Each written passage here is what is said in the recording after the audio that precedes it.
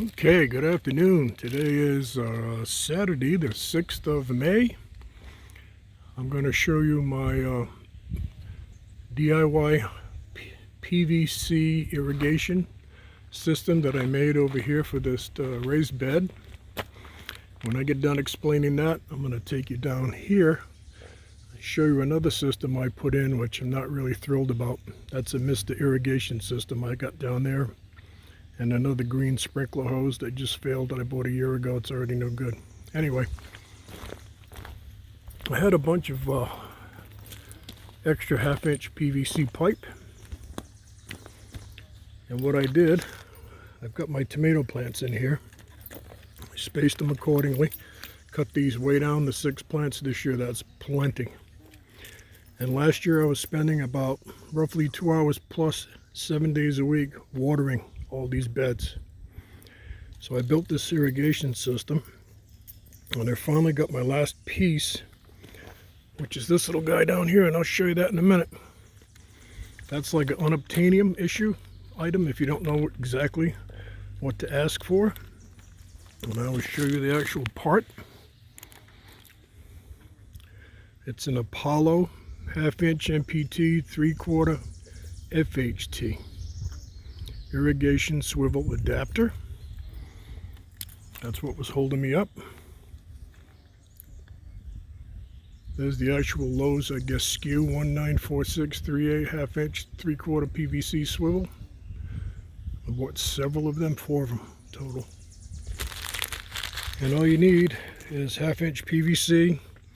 My little rig I built here required 2 T's, several elbows, and the only thing that's glued on this system is this manifold, the ball valve, and this manifold section right here. And these pipes leading out are just press fit, so you can turn them, as I did, to swivel them to get your water where you want it to go. And again, you're going to need one of these. That's the actual unobtainium part. I went to Lowe's 3 different times, talked to everybody. Nobody had a clue what I was talking about. I actually found these on eBay, believe it or not.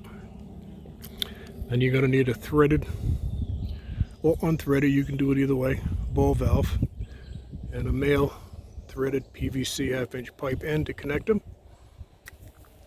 And then you can merely come over here, crack your valve on,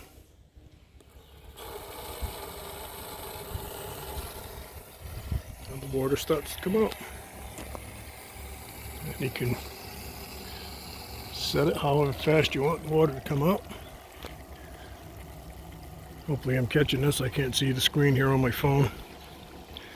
And that keeps the water off your tomato plants, which will limit the chances of you getting blight and mold and all kind of bad things happening. And I basically just laid it out to where they would get the plants most efficiently. And it worked out really well. Now I really like this. This is nice. I'm going to take it down back to the other bed where I put in this Mr. Irrigation system, and kind of really unimpressed, I guess is what I'm trying to say.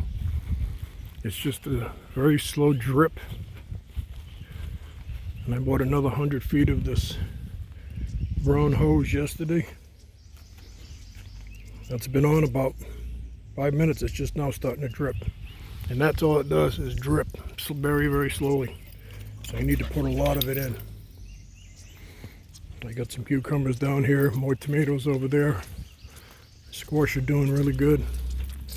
And I got some beans starting to come up in here.